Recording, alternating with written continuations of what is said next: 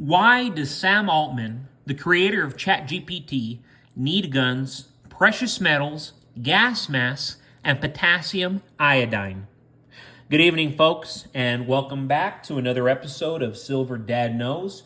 Remember, always live with no edits. If this is your first time here, hit that subscribe button now, as you're going to like what I'm about to say. So right here to my right, I have not featured this piece in a minute, but I have a 1922 piece dollar. Truly, truly gorgeous. Attractive, you can't deny it. Trying to get that focus there.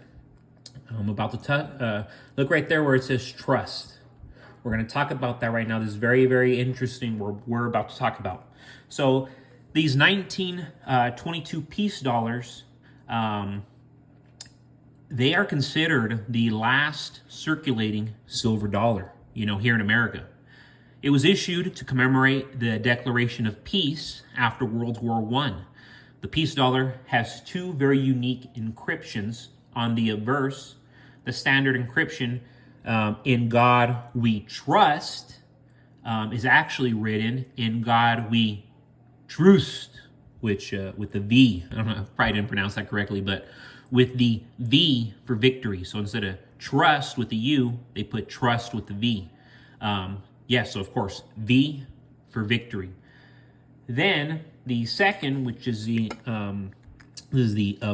reverse, the simple inscription, peace, which is why this is where the name derives from. It was first struck in 1921 and continued until 1928, and then again in 1934 and 1935, so during the Depression era. This peace dollar was struck at the Philadelphia Mint, America's main mint. Philadelphia is America's oldest and most historic mint. The Philadelphia Mint produced 42% of all peace dollars issued between 1921 and 1935. These Philadelphia Mint peace dollars do not bear a mint mark like the branch mint. So that's very, very unique about these. And one of the key reasons as to why I purchase them regularly, just kind of tightening my watch here in the background, guys. The clasp is a little tricky. Rolex is generally very comfortable, but the one I'm wearing right now, it's kind of picking at my skin. Real quick, guys, before I continue, I want to give a quick shout out to one of my loyal subscribers, and this is Kako Baruvias 5247. Kako Baruvias 5247. It is a comment from earlier today. 2017 Tuvalu Spider-Man starting at $140. Bought a handful from a coin show a few years ago for $35. They were going for $60 to $80 at the time, but he didn't know what he had. Wish I had a couple of tubes of them now. Man, that's incredible. I love to hear that. And see, that's a perfect example because everybody's always dissing these Marvel coins. Look at that. They're going for $140 right now. This gentleman bought them for $35. Come on. You're telling me these aren't good buys? Of course they're good buys. Get your hands on the Marvel pieces. I personally do. Because right now, guys, here in America, things are getting more expensive as items and quantities shrink. It's called shrinkflation. Prices go up while sizes and qualities go down. We're experiencing a cost of living crisis. We're in it. A lot of change is happening now here in America. Chaos is happening to America, and this is, in my opinion, this is what experts are saying in real time. Over 1 billion people will move around within the next 18 years, moving all due to global crisis. I'm here to help position you for a different kind of future, a very inflationary, uncertain future. The world is already getting so unpredictable and so much more expensive. The greatest rug pull in American history is going at full speed, all while billionaires and industry titans alike sell off their hefty stocks and secure their survival bunkers. Actions speak louder than words. At the end of the day, actions, they speak louder than words. So don't be afraid of threats. Don't be afraid of threats. Yeah, hey, you're threatening me. No. Be ready for the action, because the action will come. Yes, the threats are there, but wait for the action. Actions speak louder than words. If Jeff Bezos, Jamie Dimon, and Mark Zuckerberg, if they truly thought the economy would be on an upward trend, then they would just sit back and watch their portfolios continue to grow. But they're selling. Red flag. These sell-offs tell us that the most wealthy people don't have faith in the long-term health and stability of our market. None of these dudes became billionaires by making bad moves, so their actions speak volumes. As billionaires prepare for the worst, it's best us little people take notice. Don't blindly trust the words of the rich and the powerful. Instead, look at their actions and make informed decisions.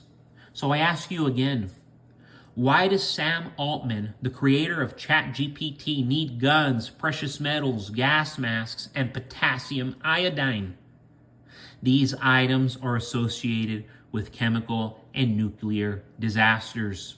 It's very concerning that even though this gentleman's only 39 years old, he is wickedly intelligent and wickedly wealthy. He's already a billionaire. And yet he feels the need to stock up on these items. Are you? As I said, he's a billionaire, and even he's getting his hands on precious metals. We're in stagflation currently. We have high inflation and very weak economic growth. America has turned into China in the sense where we continue to lie about the numbers and lie about the economic data. But when you just look at the average person, you realize there is no middle class anymore. Either you're rich and part of the oligarchy, or you're just another working poor person. You're part of the majority, working to quote unquote retire. It's sad. It is truly, truly sad.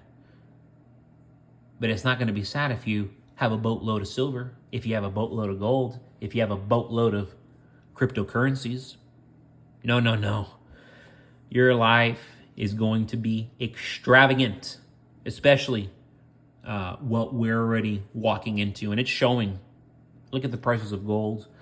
Look at the prices of silver, the prices of Bitcoin in real time. That says it all. So really, really consider where you're putting your money. Really, really consider what you're using to create wealth, because the vehicles are there. It's a matter of what vehicles you're putting your money in. So guys, before I forget, to my left, Hideo Nomo.